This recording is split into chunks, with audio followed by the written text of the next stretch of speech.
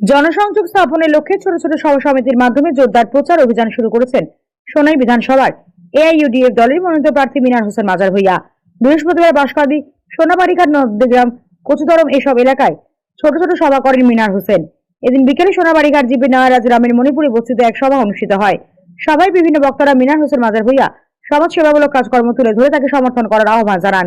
এদিকে বক্তব্য রাখতে গিয়ে মিনার হোসেন মাজার ভূঁইয়া জানান, বিভিন্ন অঞ্চলে ছোট ছোট সভা সমিতির মাধ্যমে মানুষের সাথে জনসংযোগ স্থাপন করছেন, উন্নয়নের প্রতিশ্রুতি দিয়ে জনসমর্থন চাইছেন আর এতে ব্যাপক সাড়া পাচ্ছেন। নিজের জয় নিয়ে 100% আশা প্রকাশ করেছেন তিনি। যিনি আপনাদের ডাকে সাড়া দেন, যিনি আপনাদের কাছে আসেন,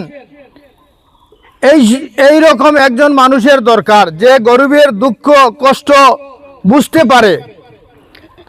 আজকে আপনারা শুনেছেন যে নির্বাচনী মনোনয়নপত্র জমা দেওয়ার পর আমাদের প্রাক্তন এমএলএ মহাশয়কে সাংবাদিক জিজ্ঞাসা করেছিলেন যে আপনি একজন বলিষ্ঠ প্রতিদ্বন্দ্বীর সাথে প্রতিদ্বন্দ্বিতা করতে যাচ্ছেন, তাই আপনার কি এখানে অভিমত? উনি বলছেন বলিষ্ঠ ওদের জন্য, রিক্সাওয়ালা, ঠেলাওয়ালা, গরিব দুঃখী মানুষের জন্য ও বলিষ্ঠ। এর মানে এত নিম্নমানের রাজনীতি, এত মানে দুঃখজনক আফসোসের কথা। আজকে গরিব নিরীহ মানুষকে তুলোধুনো করে ওদের উপর হাস্যকর বক্তব্য দিয়ে উনি গিয়েছেন। মানে ওনার কাছে ওরা মানুষ নয়। উনি এটাই বুঝাইতে চেয়েছেন যে ওরা মানুষ নয়, ওরার জন্য উনি প্রতিনিধি হন নাই। এখানেই বোঝা যায় যে উনি গরিবের জন্য কি করবেন বা কি করেছেন। এখন আপনাদের কাছে আমার বিশেষ করে অনুরোধ যে আপনারা আপনাদের বিবেককে বিবেচনা করে, শান্তভাবে চিন্তাধারা করে আপনাদের যে মূল্যবান ভোট, এই ভোটটা এআইইউডিএফের মনোনীত প্রার্থী মিনার হোসেন মাজার ভূঁইয়ার তালাচাবি প্রতীক চিহ্নে আপনাদের মূল্যবান ভোটটা দিয়ে ওনাকে জয়যুক্ত করবেন। আর 4-5 দিন থেকে আমি যখন ইউডিএফের মনোনয়ন পেয়েছি, বারবার বলে আমাদের সাথে আপনি এসে দেখা করেন, আমরা ইউডিএফের কর্মী, আমরা ইউডিএফের সৈনিক।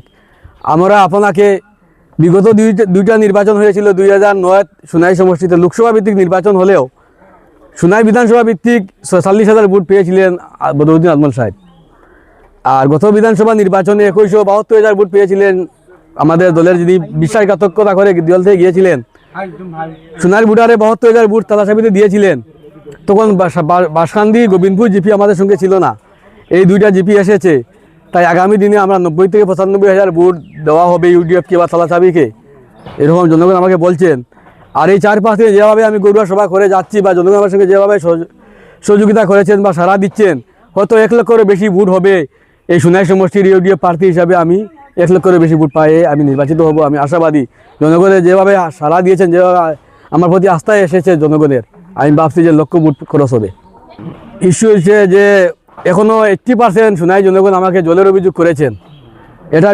এটা পরিপ্রেক্ষিতে আমি বলছি যে আমি নির্বাচিত হলে প্রধান কাজ আমার থাকবে যে বিশুদ্ধ পানীয় জল। দ্বিতীয়ত যোগাযোগ রাস্তা, যে ছোটো ছোটো যেগুলো গুল্লি রাস্তা আছে, এটার অভিযোগ এখনও রয়েছে। হোম পাইপের 60% 70% বাওয়াইল রয়েছে এই দক্ষিণ সোদপুর জিপির। এটার 2 নম্বর ইস্যু হইল আমার এইটা। 3 নম্বর হইল কি যে স্বাস্থ্য পরিষেবা। 4র্থ হইল কি যে শিক্ষা সুব্যবস্থা। 5ম হইল কি সোনাই সমষ্টি হচ্ছে গিয়া সবচেয়ে পিছিয়ে পড়া সমষ্টি এবং কৃষি প্রধান সমষ্টি। 70% মানুষ রয়েছেন কৃষির উপর নির্ভরশীল। তাই কৃষকের জন্য আমি কিছু করতে পারিনি, এটাও আমি চেষ্টা করব। আর একটা কথা আমি দিচ্ছি, যদি আমি বিধায়ক নির্বাচিত হই, সোনাই সমষ্টিতে একটা কলিস্টুর করার আমি চেষ্টা করব বা করিয়ে নিশ্চয় 5 বছরের ভিতরে আমি এটাও করিয়ে দেখাই এটাও আমি মনে রাখছি। আজকে আমি গিয়েছি সকাল বাঁশকান্দিও গিয়েছি, বাঁশকান্দির আরও আগে ওই জায়গার নাম কিটা উজানতেরাপুর গিয়েছি। এখনও আমি শহীদুল পঞ্চমী একটা সভা করেছি, এখন একটা করছি। এই জায়গার নাম কিটা নক্তির গ্রাম এখন যাইমু কচিদুরাম একটা আবার 4টা সভা আজকে আবার বাকি রয়েছে। পরে আবার 5 নম্বরে আমি নিয়ার গ্রামে একটা সভা করবো। আগে এখন আমি 5টা সভা করেছি, আজকে আরো 5টা সভা করবো।